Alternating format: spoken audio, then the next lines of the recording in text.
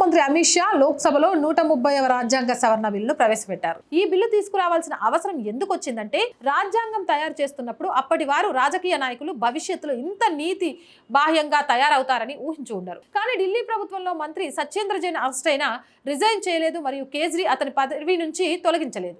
ఆపై కేజ్రీ తానే స్వయంగా అరెస్ట్ అయినా ముఖ్యమంత్రి పదవికి రాజీనామా చేయకుండా జైలు నుంచే ముఖ్యమంత్రి పదవిని నిర్వహిస్తూ ఒక కొత్త వరవడి సృష్టించారు. న్యాయ వ్యవస్థ కూడా ఈ విషయంలో ఏమీ చేయలేకపోయింది. ఈ ఘటనలు రాజకీయ నాయకుల అరెస్టులపై స్పష్టమైన చట్టాల అవసరాన్ని చూపించాయి. సాధారణంగా ప్రభుత్వ ఉద్యోగస్తులు 24 గంటలు రిమాండ్ లో ఉంటే వారిని ఆటోమేటిక్ గా సస్పెండ్ చేస్తారు. కానీ రాజకీయ నాయకులకు ఇటువంటి నిబంధనలు లేవు. సోనియా ప్రధానమంత్రిగా మన్మోహన్ సింగ్ ఉండగా అప్పటి గుజరాత్ హోంమంత్రి అమిత్ షా మీదనే ఫేక్ ఎన్కౌంటర్ అని చెప్పి కేసు పెట్టి 3 నెలలు జైల్లో పెట్టించి 2 సంవత్సరాలు రాష్ట్ర బహిష్కరణ విధించినట్లే చేసి అమిత్ షా తన గుజరాత్ హోంమంత్రి పదవి శాశ్వతంగా కోల్పోయేటట్లు చేసింది. అప్పుడు ఈ 130వ అధికార సవరణ బిల్లు లేదు. అయినా అమిత్ షా గుజరాత్ లో తన మంత్రి పదవి శాశ్వతంగా కోల్పోయాడు.